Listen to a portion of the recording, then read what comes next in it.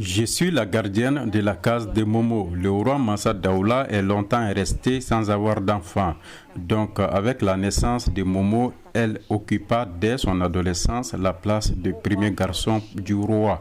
Ce qu'on m'a dit oralement, c'est que le roi Massa Daoula n'ayant pas eu un garçon comme premier enfant, il décida de couper le sein gauche de sa fille bien-aimée Momo pour qu'elle apprenne le métier des armes. Il forma Momo au combat contre l'ennemi, car le royaume du Kénédougou devait mener beaucoup de conquêtes. Sa tombe est dans cette case, donc on a préféré construire une case pour la conserver. Beaucoup de personnes viennent ici pour se recueillir et vénérer la tombe de Momo pour leurs soucis. Par la grâce de Dieu, les vœux sont la plupart des cas exaucés. Les femmes qui ont un souci d'enfant peuvent témoigner cela.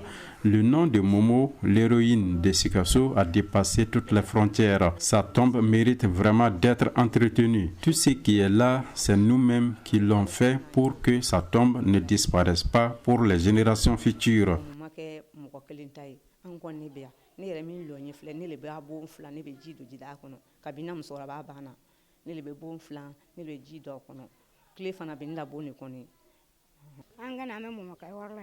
La valeur culturelle de la case de Momo, c'est que la jeune mariée passe par cette case d'abord avant celle de son futur époux. Et ce sont les parents du jeune marié qui viennent chercher la femme dans la case de Momo pour l'amener chez son mari. Si cela n'est pas fait, selon nos adages, ce n'est pas bon pour le couple.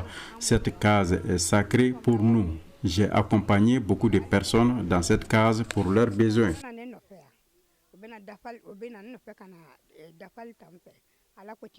Mo est la première fille à Massa Daoula, c'est la sœur aînée à Cheba et Babemba Traoré. Donc Momo, avant l'arrivée de Momo, avec son roi Massa Daoula, qui a duré sans avoir un enfant. À qui connaît un roi, veut avoir un héritier au trône. Une fois que la reine mère était enceinte, et le roi était vraiment joyeux d'avoir un garçon qui connaît les conquêtes des différents rois et consorts. Il veut un garçon en premier lieu. Donc, fort de ça, il partait en guerre et revenait. Et une fois l'accouchement de la reine mère, donc c'était une fille qui est arrivée. Il a entendu le message que la reine mère a accouché. Elle ne connaissait pas le sexe de l'enfant. Il a envoyé un premier messager voir l'enfant, qu'est-ce que c'est. Donc le premier messager allait voir, il a trouvé que c'est une fille, donc lui n'est plus revenu donner une réponse. Lui aussi, sans suite, le roi était impatient, s'est réveillé lui-même d'aller voir l'enfant. Donc une fois arrivé, c'était dans la sécurité. Donc il a tâté voir le corps de l'enfant, il a trouvé que c'était une fille. Donc d'où Momo aussi a trouvé son nom dans le mot tâté.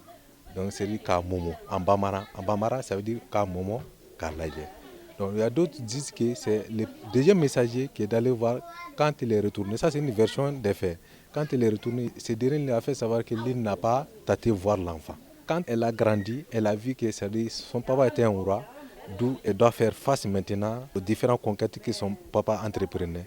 Donc elle a eu l'idée d'épauler son papa. Il y a une deuxième version de l'histoire qui prouve que quand elle a grandi avec les dessins, elle devait tirer sur l'ennemi. Elle a coupé son sein gauche avec le couteau pour au moins bien prendre le fusil sur sa poitrine et faire viser l'ennemi de loin. Deuxième version de l'histoire.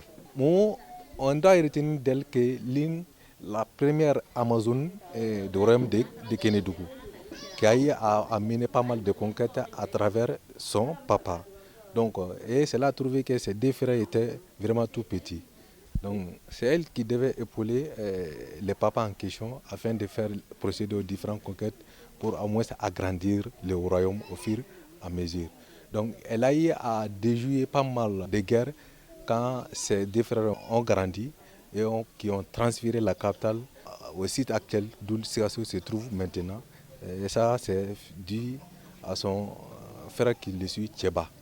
Donc maintenant, le grand frère Abba Bemba.